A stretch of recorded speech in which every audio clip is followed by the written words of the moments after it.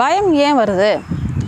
பயம் எதனால் உங்களுக்கு ஏற்படுது அப்படின்னா, அறியாமையால் வருது.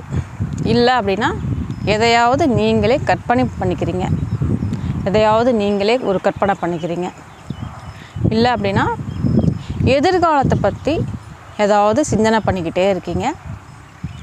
இல்லைன்னா கடந்த கால நிகழ்வுகள், இதனால தான் உங்களுக்கு பயம் ஏற்படுது.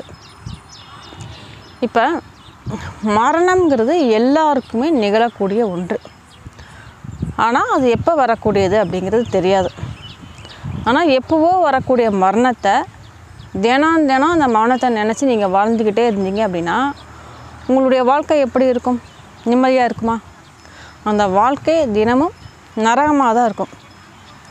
அதே மாதிரி தான் அத்தனைக்கும் பயந்துக்கிட்டு இருக்கீங்க. இப்போ நல்ல உடல் நல்ல ஆரோக்கியமாக இருப்பாங்க, ஆனால் நமக்கு ஏதாவது நோய் வந்துடுமா அப்படின்னு பயந்துகிட்டே இருப்பாங்க. நம்ம மரணம் அடைஞ்சிருவோமா அப்படின்னு பயந்துக்கிட்டே இருப்பாங்க. இந்த மாதிரி இல்லாததை இருக்கிற மாதிரி, நடக்காததை நடந்துற மாதிரி நினச்சி பயந்துக்கிட்டே இருப்பாங்க. என்ன அப்படின்னா, நாளைக்கு என்ன ஆகுமோ, இந்த விஷயம் இப்படி நடந்துட்டால் என்ன பண்ணுறது, வேலையிலேருந்து நம்மளை எடுத்துட்டா என்ன பண்ணுறது, அதாவது வேலை போயிடுச்சுன்னா என்ன பண்ணுறது, அதே மாதிரி வேலையில் ப்ரமோஷன் கிடைக்கலனா என்ன பண்ணுறது, எக்ஸாமில் ஃபெயில் ஆகிட்டா என்ன பண்ணுறது, குடும்பத்தில் உள்ளவங்களுக்கு ஏதாவது ஆகிட்டா என்ன பண்ணுறது, இந்த மாதிரி நடக்காததை நடந்த மாதிரியே அப்படியே கற்பனை பண்ணிக்கிட்டு பயந்துக்கிட்டே இருக்கீங்க. அதனால் நிகழ்காலத்தில் வாழ்கிற வாழ்க்கையை தவற விட்டுட்ருக்கீங்க. அதாவது இருட்டில் நடந்து போகிறீங்க, தூரத்தில் ஒரு கயிறு கிடக்கு. நீங்கள் இருட்டில் தூரத்தில் நின்று பார்க்கும்போது அது உங்களுக்கு பாம்பு மாதிரி தெரியுது. பாம்புன்னு நினைக்கிறதுனால அங்கே உங்களுக்கு பயம் வருது.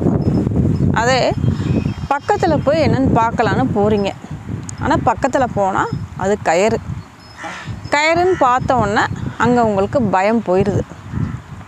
இப்படி தான் உங்கள் மனசில் நீங்களே கற்பனை பண்ணிக்கிறீங்க. அந்த கற்பனை தான் உங்களுக்கு பயத்தை உருவாக்குது. அந்த கற்பனையில் வாழ்கிறனால தான் நிகழ்காலத்தை தவற விட்றீங்க. நீங்கள் நிகழ்காலத்தில் வாழ்ந்தால் தான் பயம் இல்லாமல் இருக்க முடியும். என்ன அப்படின்னா, அங்கே கயிறை உங்களுக்கு பாம்பாக தெரிஞ்சது, கற்பனை பண்ணிக்கிட்டீங்க, பயம் வந்துச்சு. அதே பக்கத்தில் போனீங்க, கயிறாக தான் தெரிஞ்சிச்சு. அதாவது கயிறை போய் பார்த்ததுங்கிறது நிகழ்காலத்தில் போகும்போது உங்களுக்கு பயம் இல்லாமல் போயிடுது. அதனால் மனசு தான், நீங்கள் நீங்களே ஏதாவது ஒரு தனி உலகத்தை உருவாக்கிக்கிறீங்க. அதனால் பயந்துக்கிட்டே இருக்கீங்க. மனம்தான் உங்களுக்கு பயமுறுத்துது அப்படிங்கிறதுக்கு ஒரு உதாரணம் சொல்கிறேன். அதாவது ஒருத்தர் சின்ன வயசாக இருக்கும்போது ஏரிக்கு குளிக்க போகிறான். ஏரியில் குளிக்க போகும்போது கால் இடறி விழுந்து தண்ணிக்குள்ளே மூழ்க போகிறான். அங்கே பக்கத்தில் உள்ளவங்க அவனை மீட்டு வெளியில் கொண்டு வந்து காப்பாற்றிடுறாங்க. ஆனால் அவனுக்கு அந்த சிறு வயதில் நடந்த நிகழ்வு அவனை விட்டு போகவே இல்லை. அது சார்ந்த பதிவு உள்ள அவனுக்குள்ளே இருந்துக்கிட்டே இருக்குது. அதனால் தண்ணீர் சார்ந்த எல்லா விஷயத்துக்குமே அவன் பயப்படுறான். வளர்ந்து அவன் பெரியவன் ஆகிட்டான். அவன் வேலைக்கு போகிற நிலையில் இருக்கான். இருந்தாலுமே தண்ணி சார்ந்த விஷயத்துக்கு பயந்துக்கிட்டே தான் இருக்கான். ஒரு நாள் நண்பர்களோட சுற்றுலா போகிறான். எல்லா இடங்களும் போகிறாங்க, சுற்றி பார்க்குறாங்க, ஆனந்தமாக எல்லாத்தையும் வேடிக்கை பார்க்குறாங்க. முடிச்சுட்டு லாஸ்ட்டாக ஒரு நாள் என்ன பண்ணுறாங்க, நீச்சல் குளத்துக்கு போகிறாங்க. எல்லோரும் நண்பர்கள் எல்லோரும் நீச்சல் குளத்தில் இறங்கிட்டாங்க. இவன் இறங்க மாட்டேங்கிறான். கூப்பிட்றாங்க, இல்லை எனக்கு பயமாக இருக்குது அப்படிங்கிறான். என்ன அப்படின்னா, அவனுடைய மனசு சொல்லுது, உனக்கு சின்ன வயசில் இருந்தது ஞாபகம் இல்லையா, தண்ணிக்குள்ளே போகாத விழுந்துருவ அப்படிங்குது. அதனால் அவன் பயந்துக்கிட்டு தண்ணிக்குள்ளே இறங்க மாட்டேங்கிறான். ஆனால் இப்போ பார்த்திங்கன்னா அந்த நீச்சல் குளம் நல்ல ஒரு பாதுகாப்பாக அமைக்கப்பட்டிருக்கு. ஆழம் குறைவாக தான் இருக்குது. நல்ல ஒரு சேஃபாக நீச்சல் குளத்தில் குளிக்கிற மாதிரி எந்த ஒரு பயம் இல்லாமல் பாதுகாப்பாக தான் அமைக்கப்பட்டிருக்கு. ஆனால் அவன் ஏற்கனவே நடந்த நிகழ்வால் இந்த பாதுகாப்பாக இருக்கிற நீச்சல் குளத்தில் போய் நண்பர்களோடு போய் ஜாலியாக சந்தோஷமாக அனுபவிக்க வேண்டியதை தவற விடுறான். இதே தான் நீங்களும் பண்ணிக்கிட்டு இருக்கீங்க. ஏற்கனவே நடந்த விஷயங்களோடு சம்மந்தப்படுத்திக்கிட்டு இப்போ நிகழ்காலத்தில் அனுபவிக்க வேண்டியதை தவற விட்டுட்டு அதை தொலைச்சிட்ருக்கீங்க. இந்த கடந்த கால அனுபவங்களை நீங்கள் வெளியில் வந்து நீங்கள் கற்பனை பண்ணிக்கிற உலகத்துலேருந்து வெளியில் வந்து நீங்களே தனியாக உருவாக்கிக்கிட்ட அந்த மன உலகத்துலேருந்து வெளியில் வந்து அறியாமையிலேருந்து வெளியில் வந்து நிகழ்காலத்தில் நீங்கள் வாழ்ந்தால் மட்டும்தான் பயம் இல்லாமல் வாழ முடியும். பயத்தோடு வாழ்ந்தீங்க அப்படின்னா நிம்மதியாக வாழவே முடியாது. பயமின்றி வாழ்ந்தால் மட்டும்தான் நீங்கள் நிம்மதியாக வாழ முடியும். அதற்கு நீங்கள் இந்த மனம் நீங்கள் இல்லை, உயிர்த்தன்மை தான் நீங்கள் அப்படிங்கிறத நீங்கள் உணரணும். உடல் நீங்கள் இல்லை, உடலுக்குத்தான் மரணம். உடல் நீங்கள் இல்லை, அதனால் மரணமும் உங்களுக்கு இல்லை அப்படிங்கிறத நீங்கள் உணரணும். உயிர்த்தன்மை தான் நீங்கள் அப்படின்னு உணர்ந்த ஒருவர் பயம் இல்லாமல் தான் அங்கே வாழ முடியும். அதாவது என்ன அப்படின்னா, இங்கே இருக்க உங்களுக்கு அனுபவிப்பதற்காக கொடுக்கப்பட்ட அத்தனையும் உங்களுக்கு சொந்தம்னு நினச்சிக்கிட்டு இருக்கீங்க. அதனால் அதை இழந்துருவோமோன்னு பயப்படுறீங்க. அதாவது உடல் தான் நீங்கள் நினச்சிக்கிட்டு இருக்கீங்க, அதனால் மரணம் வந்துடுவோமோன்னு நினச்சிக்கிட்டு இருக்கீங்க.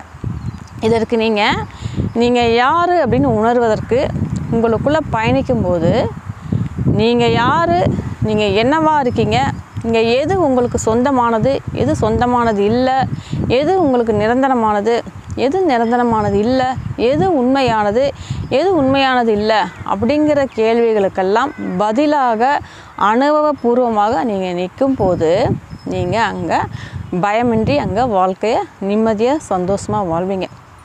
நீங்கள் யாரென்று உணர்ந்து அந்த உயிர்த்தன்மையான அந்த கடவுள் தன்மையோடு நீங்கள் இரண்டர கரையும் நிலை தான் பயமில்லாத நிலை. அதாவது பயமின்றி நீங்கள் வாழக்கூடிய நிலை. கடவுளுடைய முழு பாதுகாப்பை நீங்கள் உணராமல் இருக்கீங்க.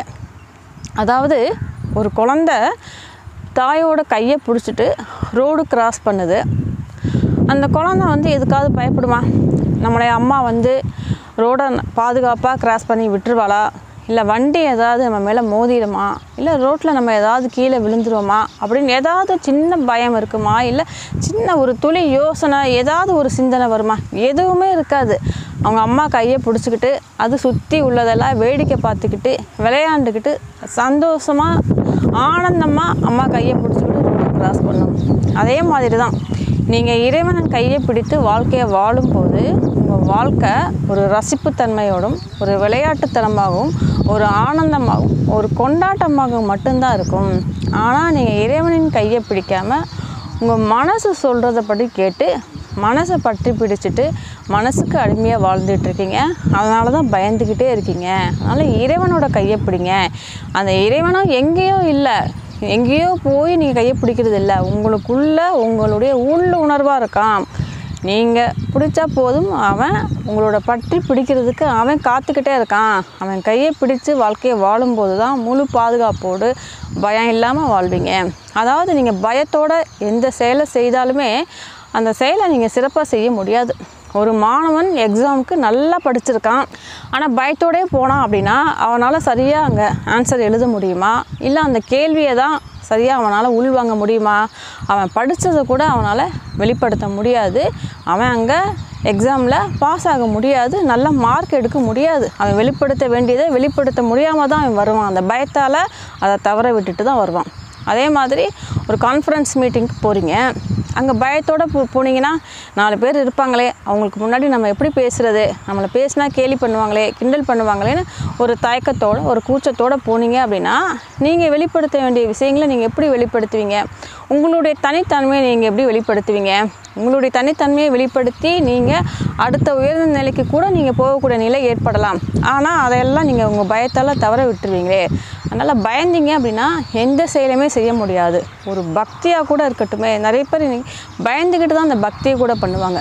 பயத்தோடு பக்தி பண்ணும்போது அந்த பக்தி கூட இறைவனுக்கு போய் முழுமையாக போய் சேராது. அந்த இறைவனுடைய அருளை நீங்கள் பெற முடியாது. என்ன அப்படின்னா, ஒருத்தர் இறைவனுக்கு நல்ல பக்தியோட டெய்லி பூஜை பண்ணிவிட்டு பூக்களால் நல்லா அலங்காரம் பண்ணி டெய்லி பூஜைகள் பண்ணி பூஜை புனஸ்காரம்லாம் அவ்வளோ ஒரு பக்தியே பண்ணிட்டு வராரு. பக்கத்தில் உள்ளவங்கெல்லாம் பார்க்குறாங்க, எவ்வளோ ஒரு பக்தியாக இருக்காருல்ல அப்படின்னு சொல்லி பார்க்குறாங்க. அப்போ அந்த ஊருக்கு ஒரு மகான் ஒருவர் வராரு. அந்த மகானை சந்திக்க இவன் போகிறான். போய் என்ன கேட்குறான் அப்படின்னா, சுவாமி நான் வந்து இறைவனை டெய்லி சாமி கும்பிட்டுட்டு தான் இருக்கேன், ஆனால் எனக்குள்ள இருக்க பயம் என்னை விட்டு போக மாட்டேங்குது அப்படிங்கிறான். அப்போ அந்த சுவாமி அவனுடைய கண்ணை பார்த்துட்டு சொல்கிறாரு, நீ அந்த இறைவனை கூட உண்மையான பக்தி செலுத்தலையே, உன் கண்ணில் பக்தி தெரியலையே, பயம்தானே தெரியுது.